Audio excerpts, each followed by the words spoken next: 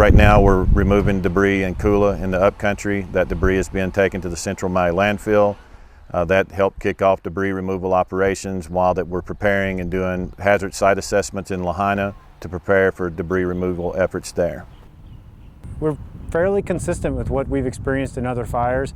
Certainly there's a lot of additional challenges here, all the cultural aspects that we have to take account for as we come into areas that are really sacred to the people of Maui. There's a lot of history here, and that adds some complication. There's some hazardous material complications that are to a greater extreme here than we've seen in other fires that have extended or made more challenging the work that the EPA has to do before we start.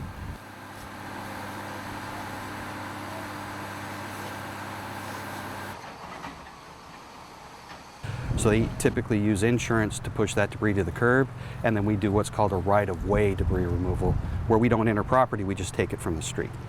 In this case, it has to stay on property, and what that means is we need a right of entry for each and every property owner, and that's the critical piece.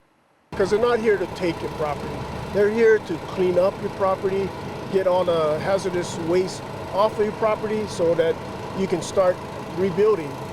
Anybody who wants to do it by themselves is going to be ending up with a large bill, and they're probably not going to get the professionalism they want. Just think about it. ROE stands for right of entry.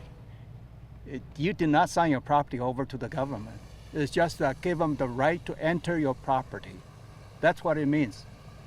So what do you have to lose?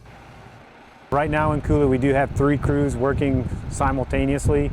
Usually takes 2 days, maybe 3 days for the actual removal portion of that clearance process. But when we shift to Lahaina, the goal is to have probably about at least 8, if not 10 times the number of crews. So that's one of the things that's going to be logistically challenging to work through.